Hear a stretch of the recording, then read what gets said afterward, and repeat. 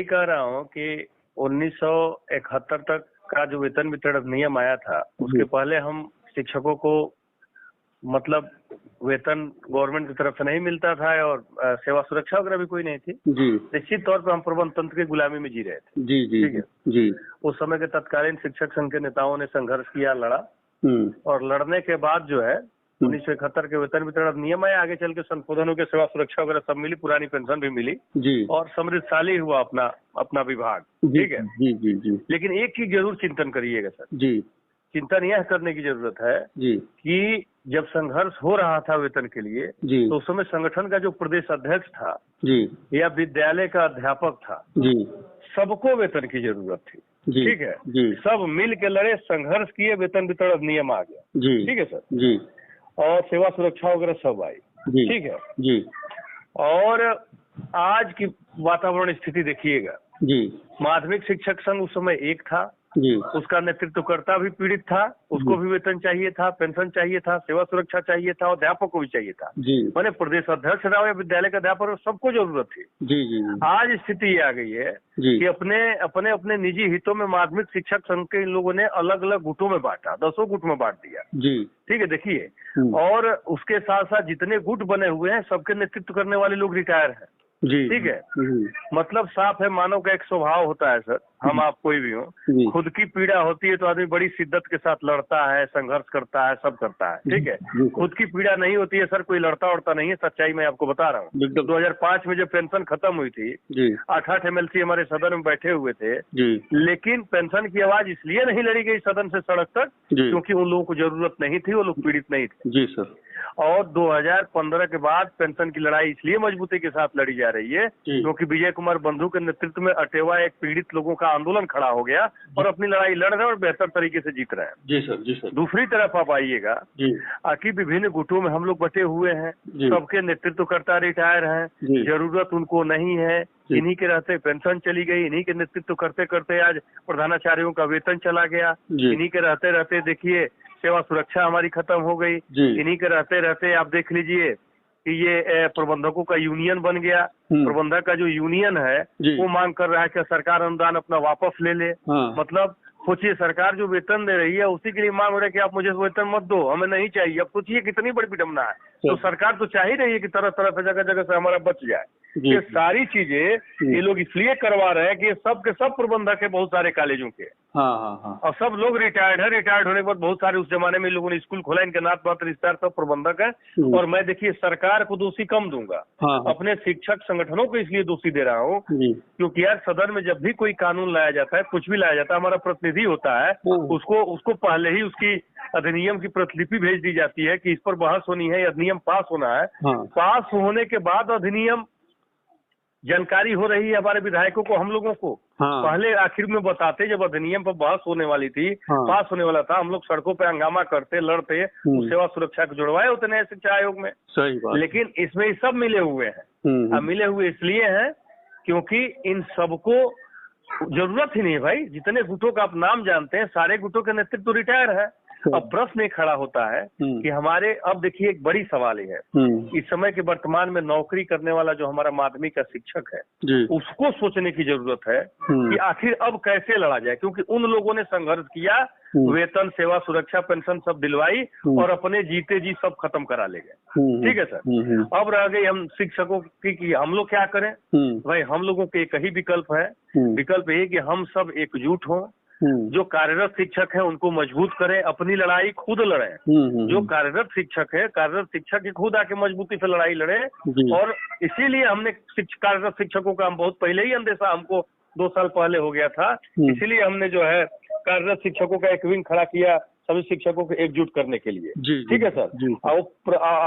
वो दिख भी रहा होगा जिसके लिए हम लोग कहे कि भाई राजकीकरण कर दो यार, राजकीकरण हो जाएगा तो भला कम से कम सेवा सुरक्षा वगैरह तमाम चीजें हम लोग की बन जाएगी। ठीक है और उसकी लड़ाई हम लड़ रहे हैं राजकीकरण की। लेकिन एक चीज है सर, शिक्षक जो कार्यरत है उनको जाति धर्म पार्टी सब किनारे करके एकजुट होना पड़ेगा और मंथन करना पड़ेगा कि मानव का स्वभाव जो है कि हमारी लड़ाई वही लड़ सकता है जो हमारी समस्याओं से ग्रसित हो, जो भी उनको दिखे। बिल्कुल, एक जगह सब लोग, मैं नहीं कह रहा हूँ मेरे साथ आ जाए, जी, जी। मैं कह रहा हूँ जो भी लगता है कि हमारे जैसा है, पीड़ित है, नेतृत्व कर रहा है, संघर्ष कर रहा है, उसके साथ सारे लोग एकजुट हों, संघर्ष करें, लड़ें। क्योंकि यह लड़ाई इसलिए भी और कठिन है जी। कि जब वेतन वितरण नियम नहीं था तो उस समय किसी शिक्षक को कोई लोन वोन नहीं मिलता था। बहुत बारीक बात बता रहा हूँ आपको। किसी के पास कोई कर्जा वर्जा नहीं था, घर से खा के जाते थे, दिन भर स्कूल में डीआईएस कार्यालय अपना धरना देते थे, जेल में जाते थे, महीना दिन वहां रहते थे। आज के शिक्षकों के साथ सबसे बड़ी जो समस्या आ गई, क्योंकि 95% माध्यमिक का शिक्षक लोन लिया हुआ है, चाहे house loan, car loan, personal loan. अब सोचिए उन परिस्थितियों में वो संघर्ष करने के लिए कितना मादा आगे ले आ पाएगा, लड़ेगा, सोचेगा प्रबंधक जी नाराज हो जाएंगे, प्रिंसिपल साहब नाराज हो जाएंगे, ईएमआई हमारी बाधित हो जाएगी, ये हो जाएगी। अब का वातावरण चुनौती बहुत ज्यादा है सर। बिल्कुल बिल्कुल। उस समय इतनी बड़ी ज्यादा है कि कोई नहीं चाहता कि एको महीना हमारा वेतन डिस्टर्ब हो, एको महीना हम निलंबित हो। क्यों? क्योंकि उसका ईएमआई तमाम चीजें बधी हुई है। तो गुलामी की तरफ तो गवर्नमेंट हम लोग को ढकेली दिया है, और यही एक विकल्प है सर। क्योंकि देखिए, सबको लाख के बाद भी त्याग करना पड़ेगा, आना पड़ेगा, संघर्ष करना पड़ेगा। सब लोग मिल के संघर्ष करेंगे तभी होगा। एक चीज जरूर ध्यान रखें कि रिटायर्ड जो लोग हैं, जो अवकाश प्राप्त लोग हैं, जो केवल नेतागिरी कर रहे हैं, संगठन के नाम पे, उनके चंदे के नाम पे जो ड्रामा कर रहे हैं, एमएलसी बनते हैं, इन लोगों से दूरी बनाना पड़ेगा। बिल्कुल बिल्कुल। क्योंकि इतिहास गवाह है सर, 2005 से 15 के बीच में पेंशन की लड़ाई इसलिए नहीं लड़ी गई क्योंकि नेतृत्व हमारा पीड़ित नहीं था। 15 के बाद पेंशन की लड़ाई इसलिए मजबूती से लड़ी जा रही है क्योंकि अटेवा का नेतृत्व पेंशन के आंदोलन में पीड़ित आंदोलन नेतृत्व पैदा हुआ विजय बंधु के नेतृत्व में। 1971 के वेतन वितरण अधिनियम का आंदोलन इसलिए सफल हो गया क्योंकि वह आंदोलन नेतृत्व पीड़ित था। आज हम लोग इसलिए दुर्दशा में झेल रहे हैं, इसलिए रसातल में चले गए क्योंकि जितने गुट बने हुए सबके नेतृत्वकर्ता पीड़ित ही नहीं है, सब केवल नेतागिरी कर रहे हैं और कुछ भी नहीं करते हैं, केवल डराते हैं हम लोग बीच में आके, कर कुछ नहीं रहे। क्योंकि इसीलिए सब हो रहा है सर। अब शिक्षकों को सोचना है कि शिक्षक क्या करेगा।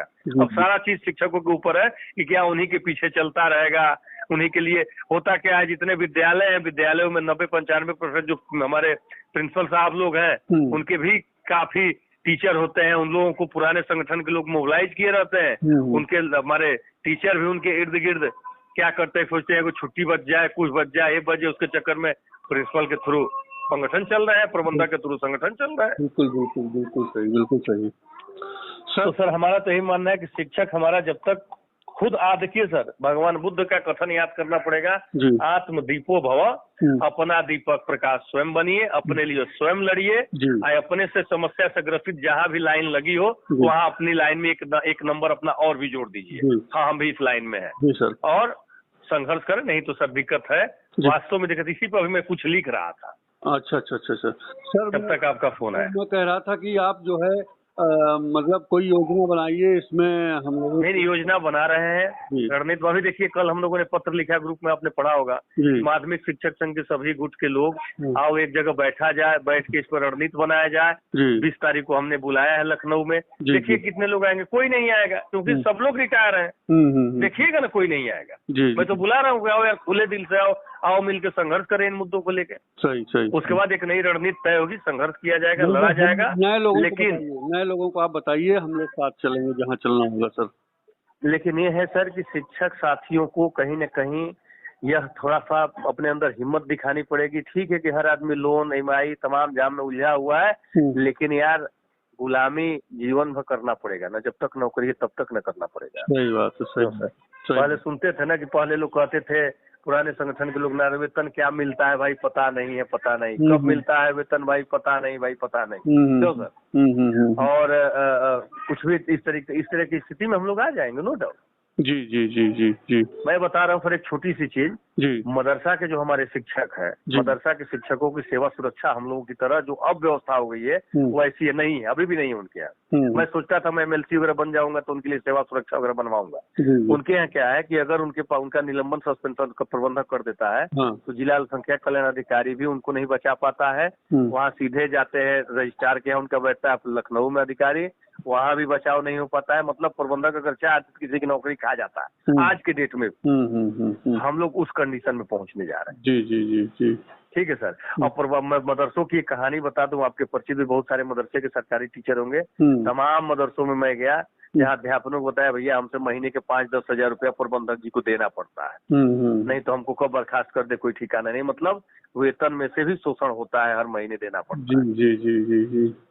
तो ये हालात हैं सर, और इस हालातों से तभी छुटकारा मिलेगी जब हमारा शिक्षक इस चीज को समझे। जी, शिक्षक इसलिए समझे क्योंकि मेरा ये मानना है कि जो भी व्यक्ति जी आपकी समस्या से सर ग्रसित हो, जी सौरभ सर, जी, उन समस्याओं से ग्रसित व्यक्ति के साथ लाइन कतार में खड़े हुए उसको ताकत दीजिए।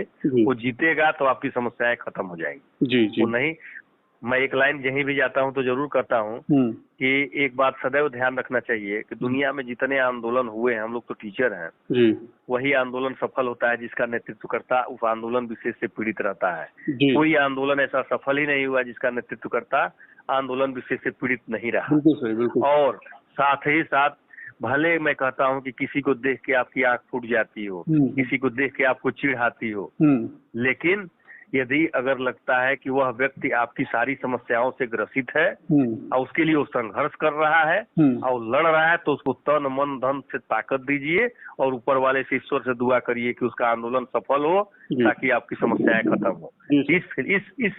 इस चीज पे सर लोग चलेंगे तभी कुछ होगा, नहीं तो सर कुछ नहीं हो पाएगा। जाति धर्म पार्टी का बंधन तोड़ना पड़ेगा। हम लोगों को बताइएगा सर।